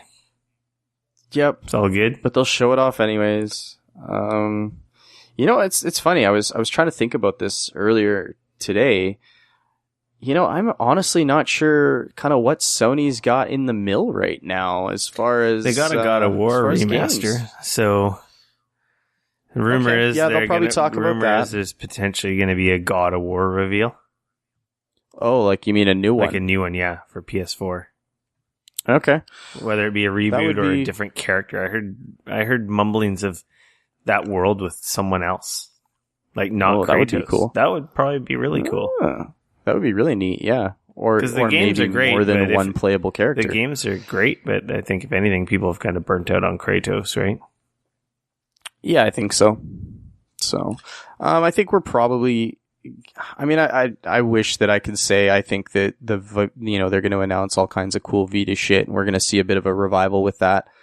I don't think that's going to happen. I think we're probably going to see them announce some more indie games. You know, they're probably going to show off a bunch more No Man's Sky for the PS4. You know, Vita 2 portable PlayStation 4. no, Oh. no. I think handhelds are definitely, well, I don't think, I know handhelds are on the decline with smartphones and tablets, so it'd be interesting. Yeah. I don't know if we'll see another handheld from Sony. You know what? It wouldn't surprise me if they tease a Gran Turismo, the next Gran Turismo game That for would be PS4. huge. I mean, I would like to say that we'll at least get a tease or a video or something. I would think that if they didn't, it would be a huge mistake. Yeah, so do I. That'd be like but you have to. You've onboarded all the hardcores and had totally. some main success, but I know, like I have a cousin and I know other people that bought their PS3s for Gran Turismo, their PS2s for Gran Turismo, and they'll buy their PS4 when there's a new Gran Turismo. Yep. And it's been about 50 years since the last one came out, so those guys probably must have maybe a 5-second trailer or something ready by now. Yeah, even just an announcement, even a little announcement trailer. I mean, it could even be like the Doom one, show off a wheel in the dirt or in the wet or something like that, and then Gran Turismo. But I think that obviously that would be a no-brainer. So Sony won't do it. Last I'm Guardian. gonna hope. Oh God, are we really still thinking that this is a thing? I mean, I don't know why they don't just announce that it's dead already. So they keep saying it's not. That's the weird thing. You think so? No, they keep saying it. I don't think anything. I think it's effing dead.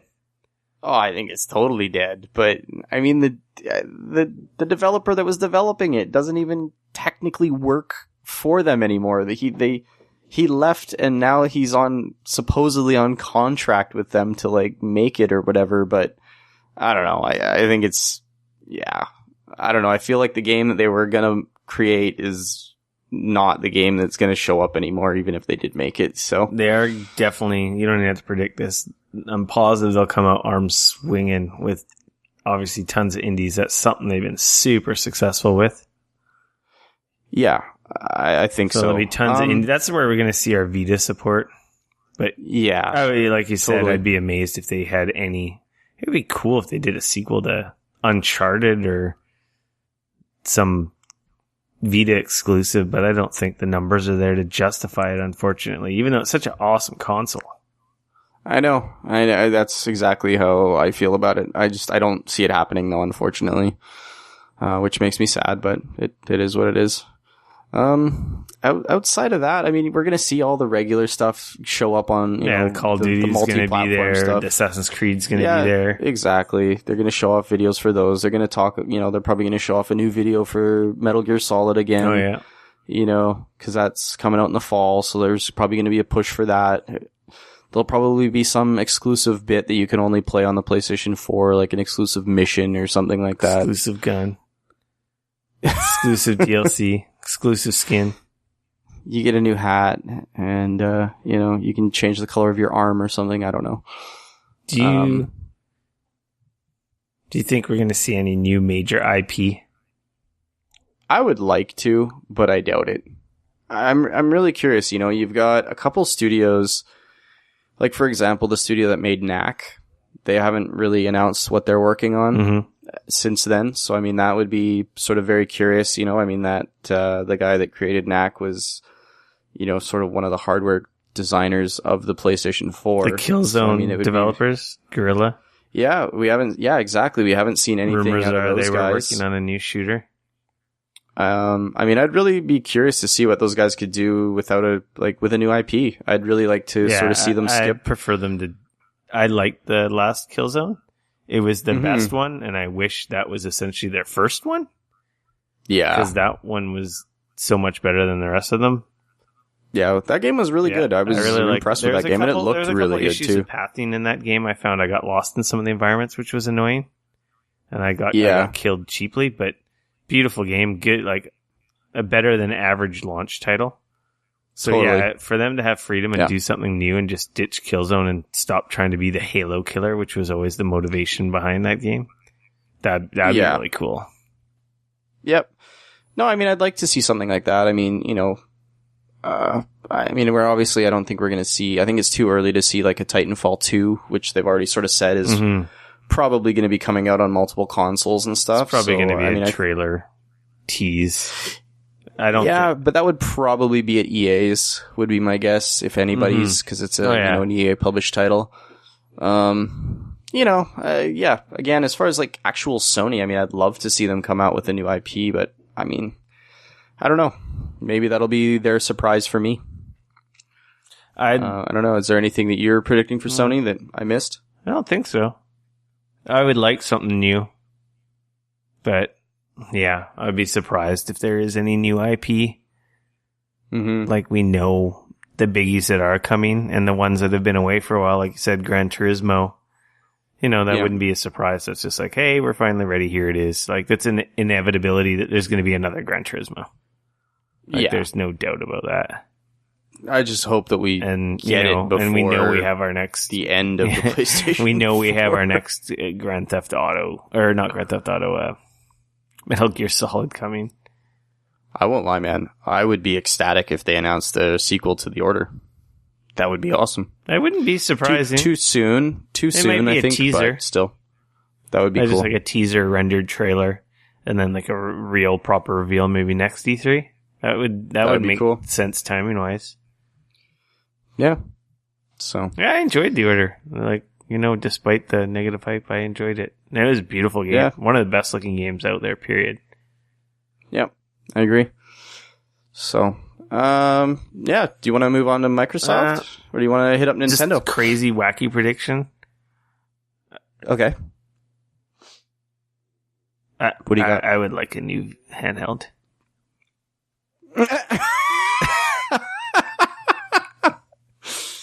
Just maybe you're so funny. Maybe an iteration. I really like that rumored version of the Vita with the HDMI out. Yeah. That'd be awesome. That actually we might get. Maybe Sony will announce a new revision. Because then you can take it with of the Vita. You. It doesn't need to be necessarily a new system, but so I could bring it downstairs and do the remote play without having two PS4s. Exactly. But it would have more horsepower than a PlayStation TV, so the remote play would be awesome in it. And maybe give it some triggers so that I don't have to use the touchscreen for buttons that don't exist. Yeah. That would be cool. There we go. It'd sell like 5 or 10 maybe, because I'd buy one. Okay. 11. I know a guy. I don't think that we're going to see Microsoft announcing a handheld anytime soon. I think the closest thing that we're going to see to them announcing a handheld is Xbox on Windows 10 for mobile. Yeah, stream Xbox games to Surface or tablet or something. Well, I mean, they've already essentially announced that you're going to be able to stream, Xbox One games to your PC, so... It'd be interesting if we get a price and a release date on Morpheus. I think it's a good time frame for that. I do too, but it might still be fairly early. I don't know. They formed a new studio for games, so that's what they're going to do. They're going to unveil a bunch of VR games. Yeah. That seems like a no-brainer. If there's no VR presence, and I think I've already said this like 10 times, if there is no real big ER presence, then I will have concerns. Like the tech, if we don't get VR awesome, games, we're gonna have a problem. It's one thing to announce, awesome, but there has to be games at this point for next year. Totally. If they're not showing anything at E3, then that's whatever they're gonna have is gonna be, not in the cooker for very long and just scrambled and thrown out there. It's not gonna lead to and there might be one gem in the rough, but hopefully they have a good presence with that. Justify why we need this, why we want this. Yeah, exactly. Show me something that I absolutely do not want to live without, and I need to buy a Morpheus for it right now. Porn. That's what I want. Well, besides that, but that's for the Oculus, man. That's not going to happen on the Morpheus. It definitely won't happen on the Morpheus. Cool. They've actually announced that they're not going to be stopping porn showing up on the Morpheus. Or, sorry, on the Oculus. Duh. So, they said they want it to be an open platform and people can put whatever it is that they want to put as long as it's not illegal. An open, messy platform? I see what you did there. Yeah. So Microsoft. Or do you want to do Nintendo? No, we'll do Microsoft. We'll talk about Nintendo and PC and everyone else next week. And we'll just top off with Microsoft this week, and then we'll talk about the other guys. All right. Well, I think we're going to see a Gears of War 1 remaster. Yep, there's no surprise about that. That's been leaked. We know Halo's coming. Yep, so we're probably going to see another cool Halo video. Fable's still not here. Nope, so we're probably going to get another video of that. People aren't too happy about that. You think you think they're going to announce Fable this Christmas, or you think they're going to push it till next year? It'll have to come out this year or it's canceled. You think so? It was like playable at E3 last year, I want to say. I don't remember it being... I'm trying to remember. It was at PAX. It was like the multiplayer sort of thing about it. It's got to come out this year. Maybe they've been kind of quiet on that front. Maybe they've gone and changed scrapped it or restarted or something. Who knows? Because it didn't get that great praise from everyone who played it. Yeah, fair enough. I'd kind of forgotten about Fable, with that remaster, that must mean there's a new Gears of War coming. Well, they created that Black Tusk Studios in Vancouver here to do that, right? Create Gears stuff. And so far, all we absolutely know right now, 100%, is that they've been working on a Gears 1 remaster. And one of the lead designers left Epic to go work with them, didn't he? Yep. When they bought the IP, he went over... Because Epic isn't making another Gears, they're doing other stuff. Well, Epic sold the Gears IP to Microsoft, right? So as part of that deal, he went to work for Black Tusk to sort of help transition the IP over to Microsoft and help create, what everybody assumed was a new Gears game. I could do a new Gears game. I like Gears. I like Gears way better than I like Halo. Yeah, I think I've enjoyed Gears more than Halo myself, actually. Halo was super successful, and I think it was a lot to do with timing. Because I have no excitement for Halo 5. Yeah, I didn't even play Halo 4. Halo 4 was pretty disappointing. There you go. It looked cool. I think the multiplayer community was pissed off with it. So yeah, that's probably true. I think we're going to see, obviously, I think Microsoft's probably going to talk about their TV tuner a little bit more. They're probably going to show off, hey, you can get the Hauppauge, TV tuner. We're going to be announcing that. It's going to be $60, for people that want to use that. So we'll probably see that, even at least as a footnote. I would like to see them no sort mention of showing... What Kinect? There was a Kinect. Motion controls? What is that? Waving your arms around like an idiot? What are you talking about? Yeah, right. That wasn't us. That was Nintendo. You don't make dumb peripherals. Yeah. Man. Kinect. Yeah, that's that's a thing.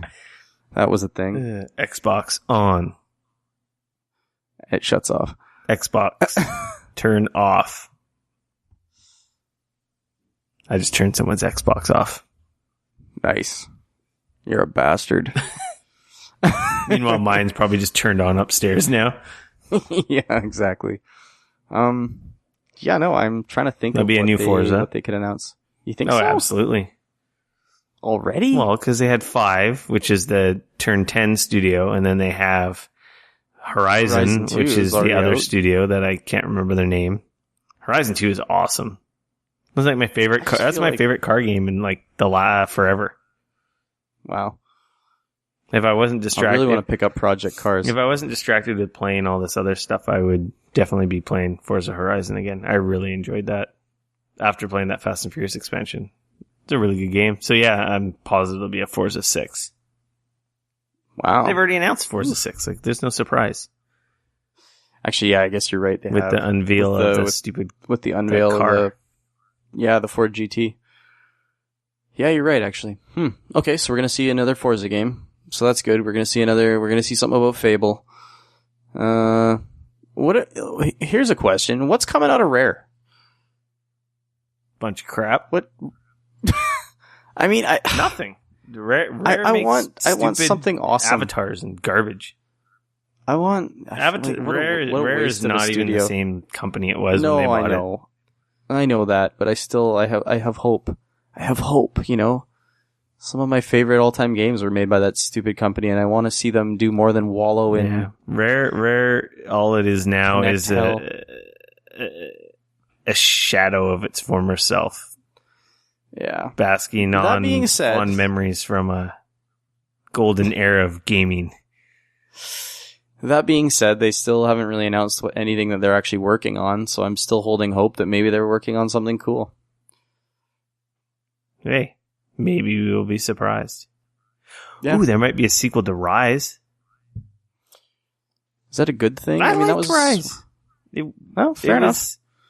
It was good look. It was a launch title. Like all launch titles, a little shallow, but pretty. Looked real pretty. If they fleshed out the combat system more and made it longer, I enjoyed Yeah.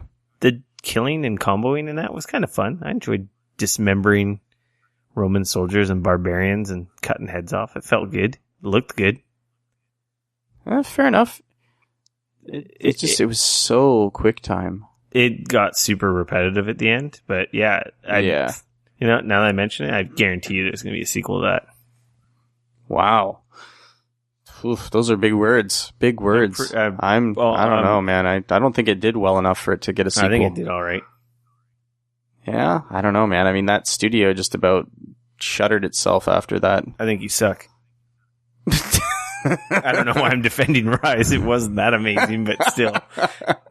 I just won't be surprised if there'll be a sequel to it. Fair enough. Because Crytek's there's not one doing we anything disagree else. on. Maybe there's going to be a new Crisis, but that'll be on everything. That won't be a Microsoft thing. No, that'll be announced at an EA thing if it happens. Casey Hudson moved to Microsoft, That's true. but he doesn't own the Mass Effect license, No. so that ain't No, not at going all. to be no Mass Effect unless they give him a studio to do some new thing. Oh, dude, could you imagine Mass But he Effect just went there, 4 so he hasn't even announced been there. for the He hasn't Xbox been there One? long enough to do anything. Unless they had something in the hopper already, and they came in to get him to oversee it and fine tune it. Yeah. I mean, I think that I don't know what BioWare's working on right now. I would They're like to working think on that another it Mass was Effect.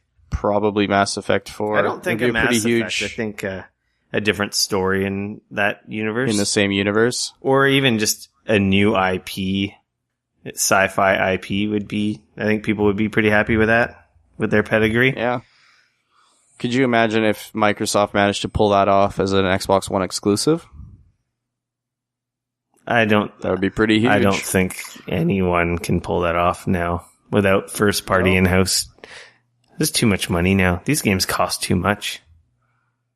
Yeah. But I mean, you got to remember, the Xbox is lagging behind fairly heavy right That's now. true. We're- Microsoft, if anyone, has money to throw at stuff. You know, I mean, we're talking, they're almost half of what the PS4 is at. Yeah, they might pull out some crazy, like, desperate fucking animal trapped in a corner type moves. I mean, you never know. It would make sense. They bungled the launch of the Xbox so frickin' bad. Yeah, I mean, it does seem to be picking up steam, at least in North America. I know last month the Americans, it it's sold an better. American product, so the Americans are like, Xbox, yeah, Microsoft, rah. Yeah, it's weird. I know a lot of people that play, you know, they really like the Xbox. So, I mean, It's not a bad system. I like the PS4. yeah, I like too. Japanese people. I will end up. We love everybody on this show. Specifically Japanese people. More than anyone. Shui, we hope you heard that. Shuhei. Shuhei? So, yeah. Now, I always noticed that American media is Xbox like centric, and Canada always seems to have a better. We're more like Europe in that way. Like Sony's huge in Europe, Microsoft is huge in their home turf, right? They have that American support. But yeah, definitely, I could see them doing some crazy, like they might I feel like they need to do something. They might snake some exclusive that ideally you just nailed it hit the nail on its head. Microsoft has to come out with some like crazy exclusive that's like, oh shit, it'll make people buy it, like steal something of Sony's. Well, I mean, think about it. Sony has kind of got the drop on them in so many of these games recently. I mean, like, Sony was sort of attached to Destiny. All those Destiny commercials were like, you know, had a Sony thing at the end, even though it was also coming out on the Xbox One. You know, they obviously got Bloodborne recently, which is an exclusive to Sony. They're sort of attached a little bit more. The exception of the Forzas, the Microsoft first-party exclusives, like, were essentially non-existent or not at least worth justifying the purchase of a system. Exactly. I mean, I haven't bought one because yet. all the other games that are multi-platform perform better on PS4. Like, and even a lot of Call of Duty kids are like, have even migrated over to PlayStation this gen just because of the specs battle, right? 1080p, 60 frames per second compared to 900p or less, 30 frames a second on the Xbox. Like, they did some major mistakes with that system. So, I feel like they are going to do some crazy, they have to. That would be to come out successful and swinging out of this thing, that would be the thing they have to do. Yeah. You know, they're successful. They're outselling the 360. So it's, you know, in a numbers wise, they're doing worse than PS4, but numbers wise in terms of historic sell through rates on these systems. Oh, the Xbox One is doing better than the 360. And the PS4 is obviously smashing. So, like, if you think about it like that, it's like, okay, well, they're not really losing then. They're doing better than they did last generation. So, you know, it's kind of, when you look at it like that, it's like, okay, there is no problem. So they don't have to do anything crazy. They don't have to do anything desperate. They're doing just fine. Yeah. But from a mind share thing, it looks like they're losing. They're just losing. And I think that even in their mind, I think they are, though. And I think that they do need to sort of, they need a big exclusive to get people to go, oh shit, I need to buy an Xbox. Don't like that image to be, I mean, think about it. All those people that you and I both know that are waiting for Gran Turismo to come out on PS4, and yet Forza is an awesome racing game. All those people are hardcore racers, and yet they haven't purchased an Xbox yet. I mean, they're still that says something right there. Exactly. So or they could just pick up Project Cars right now and enjoy the shit out of it because it's awesome. So they're not going to get a Mass Effect. Probably going to have not. Gears. We know we have Halo. We know Forza. Fable. Call of Duty's coming. Everything. They're not going to steal that exclusive. They're not going to steal Assassin's Creed. Like maybe they'll get the stupid DLC stuff, but yeah, who knows? I can't really think of anything else. I know. They announced a couple of weird things last year, but that never came to fruition, like Phantom Dust. That was supposed to be there. Hey, old school gamers, here's this cool game just for you niche of weirdos that lives on forums and disses everybody. And only played it on the original Xbox, so it's not that old. And it never came out. And they dismembered that studio. Yeah, threw exactly. their bodies out in the street. Wow, that sounds harsh. Well, they got the Windows 10 integration is coming, right? So there's probably going to be a big section of Windows 10 BS during their press totally conference. Right. I bet any money they're going to be showing off like how that's going to work with the Xbox, because they've already said like essentially Xbox is going to be happening on Windows 10 and there's going to be cross compatibility. So they'll just go over that in more detail. So they're probably going to be sort of flaunting that. PC. Or your PC to your Xbox. Oh, could you imagine if they did that? That would be. You can stream your PC to your Xbox. That would be wicked. They could figure out a way to do that, and you telling me I could play my Witcher on my Xbox on the big screen? Oh, well, you can. It's called Steam streaming right now. Yeah, but that means I have to move my PC but without moving my PC over my home network to the Xbox. That's kind Don't you have a of laptop? cool. Just plug your laptop in, install Steam, and stream it that way. All the processing happens on your gaming I never really PC. thought about that, but We've talked about this before. Come on, but man. Witcher 3's on goddamn good old games or GOG. Oh, you bought it on GOG. I didn't buy it on So GOG. did I. I was gifted it on GOG. Yes, I actually have it on GOG as well because it was like $40. It doesn't influence my feelings about the game at all. It's still awesome. Or use the NVIDIA in-home streaming solution that they've got. I've never played with that. Ha! Whose fault is that? I don't know, some idiot. But still, if you could make it easy so that you could stream your PC games to your Xbox, that would be a huge plus. They said it's definitely going the other way though, right? Which doesn't make a lot of sense, but I guess that's how you can get the exclusive Xbox. But then, I don't know why. That seems weird. That if somebody's playing your backwards. TV, you can stream it to your PC and you can still play your Xbox games. That's why. Get more watching TVs TV. and get more Xboxes. You want to play fucking, You tell your whatever wife, you get wanna off play. the TV, get in the kitchen and make me a sandwich. I'm playing video games. and then your wife roundhouse kicks you in the I face. would love to fucking see that. She'd probably fall over on her ass. It would be pretty freaking funny. It would be worth it. I'm going to go tell her after we're done. I'm just roundhouse kick me in the face. She'd be like, why? I deserve it. If you do, record it because we got to put that shit on the YouTube page. I can't think of anything else. Like I'm really struggling. Like I'm trying to see my game shelf behind me, but I don't want to choke myself on my headset. Yeah. I mean, I want to say it would be something cool with HoloLens, but they've more or less already said like that's not really something they're pursuing from a games perspective. That's pretty much augmented reality for everything else. So, yeah. And they can't like Grand Theft Auto sold like 52 million copies combined apparently. So they're not getting some crazy exclusive like that. That's like impossible because they couldn't even sell that many copies. No. And that would be even insane. If throwing them $100 million, it still wouldn't be worth it for them to do it. Because they're making billions at that point. Yep. And we're way too soon to see anything else out of Rockstar. Absolutely. Hey, do you remember that game that Rockstar was working on the PS3 that was supposed to be like what was it, a 60s Agent? spy style game? Yeah. Wonder whatever happened to that. Surprise at Sony's press conference. By the way, you remember that game, The Agent? Yeah, we canceled it. I don't think they would mention it. I kind of feel like that game turned into LA Noire. Totally different studio. So no, it didn't. What? Wasn't Grand Theft, they weren't involved with?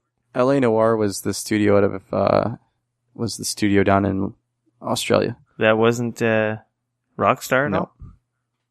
It was involved with them, but it wasn't like Rockstar North or anything like that. Was that Agent Game a North one? I can't remember which studio out of them, but it was one of the Rockstar proper studios that was working on it. Yeah, I think it's dead. Yeah, I think it's dead too. I don't think that would sell. It would look cool and artistically it would be interesting, but in this era of we got to sell 50 bajillion copies. I'm probably forgetting, and they've probably already announced that it's been canceled, and I just can't remember that. I don't honestly remember them saying anything. Yeah. Dark Souls 3?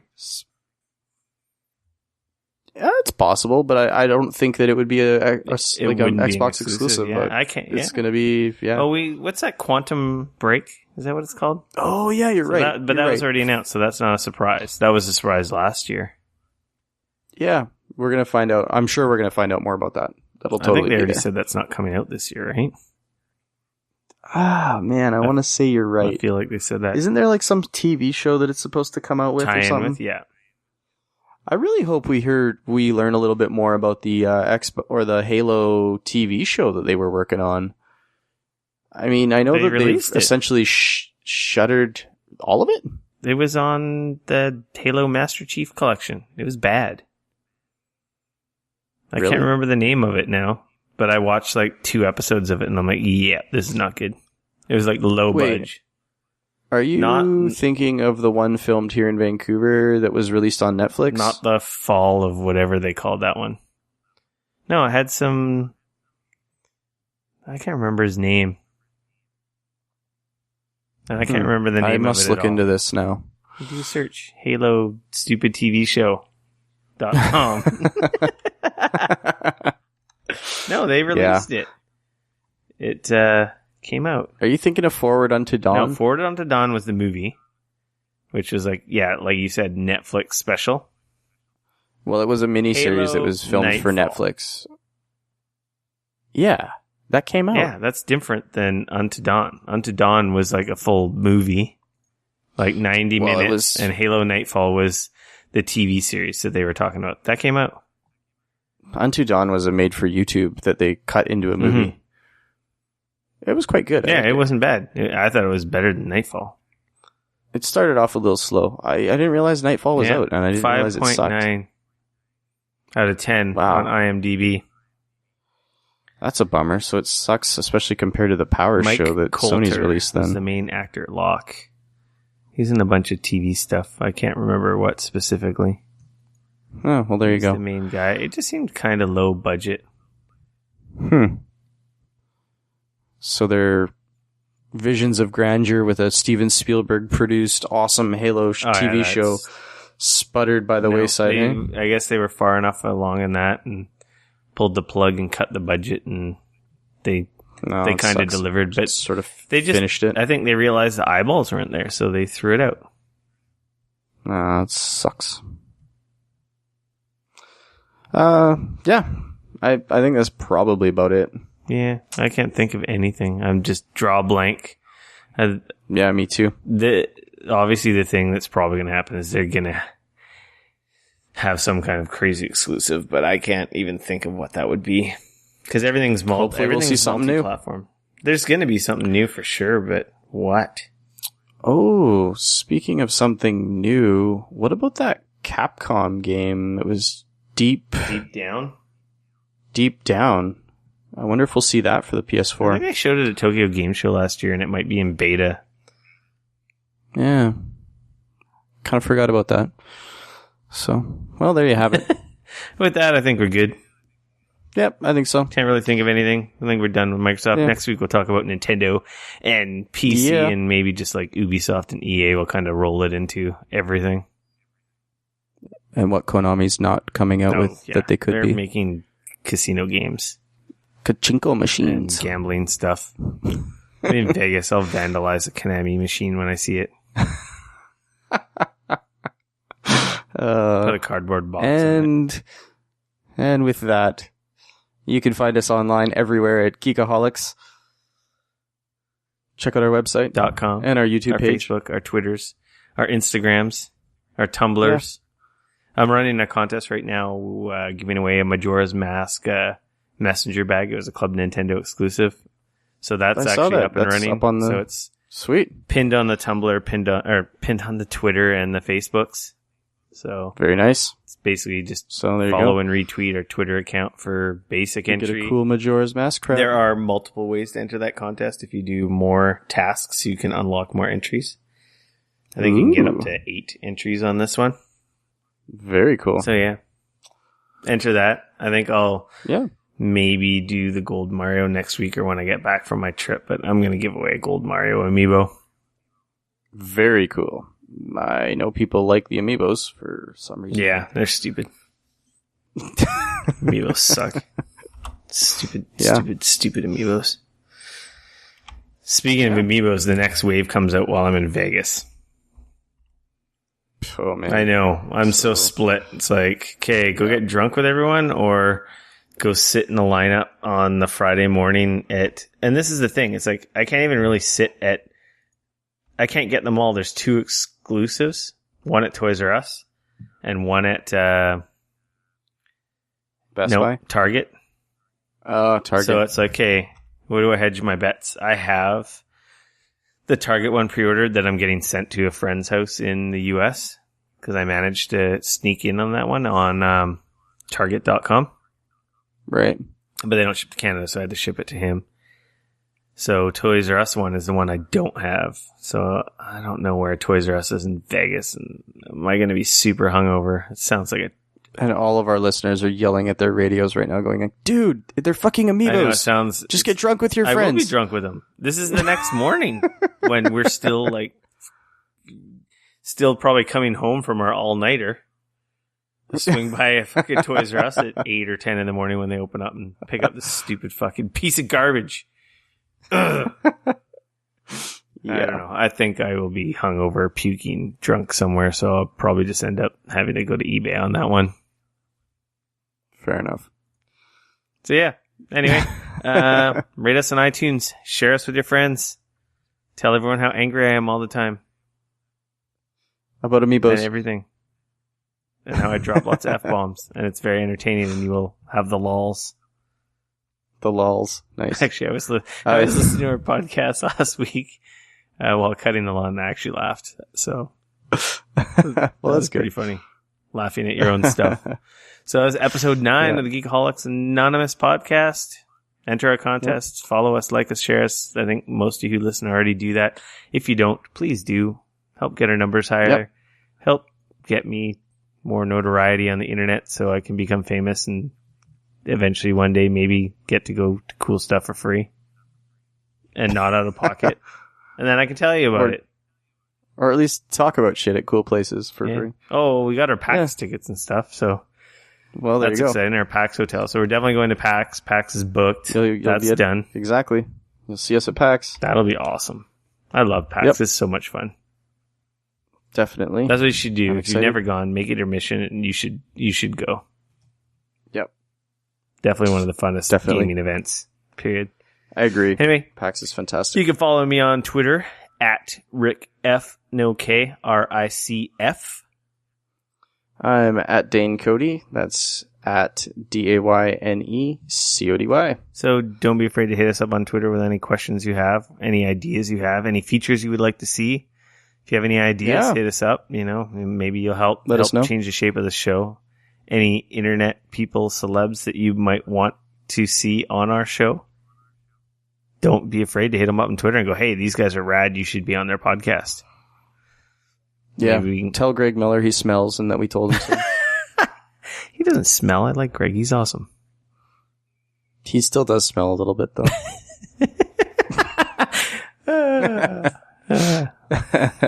Tell him I told you to tell him that. That's scary. He's going to come get you. Yep.